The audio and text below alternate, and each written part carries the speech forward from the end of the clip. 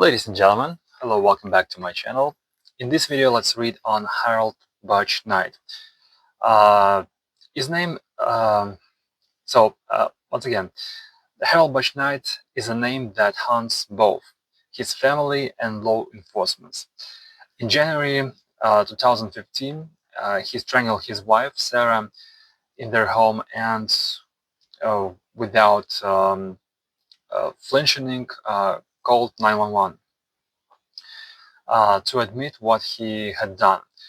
So Bush didn't stick around for grief or regret. He just simply vanished. And till these days, his position unknown where he is, and he remains one of the most wanted criminals in USA.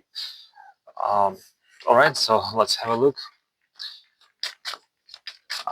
where he possibly could be and how to find him. Also, let's have a look his truly motives.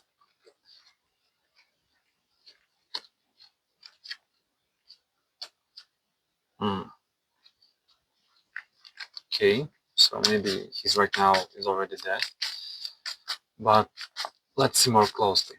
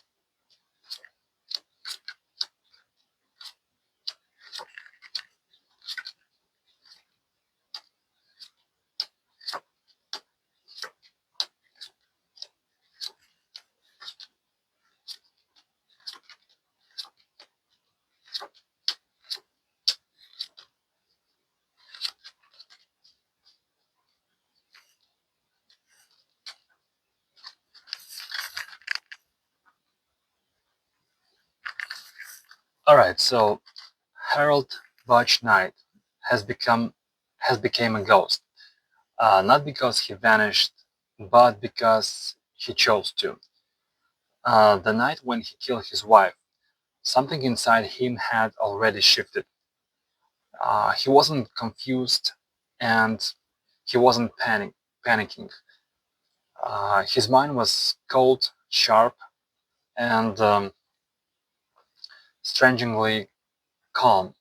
When he called 911 to confess, it wasn't guilt speaking, it was control, a final word before he slipped out of the life he had torn apart. Uh, so Bush didn't run blindly. He had been preparing long before the crime. Quiet withdrawals of money, careful changes in routine, um, subtle movements that only make sense in uh, hindsight. So he left the house like a man walking into a plan he had rehearsed many times before in his mind. And after the murder, he traveled with calculated patience, staying low but not desperate. He changed his appearance by dyeing hair, trimmed his facial hair, um, altered posture, just enough to blend in, but not enough to draw stairs. So early sightings placed him in a main, wandering through small wooded towns where no one questions a stranger passing through. Um, uh, he isn't living in fear. He's living in awaiting. A man who survives on solitude, routine, and the belief that he outsmarted everyone. The truth is simple. Bush doesn't want to start a new life. He wants to erase the old one.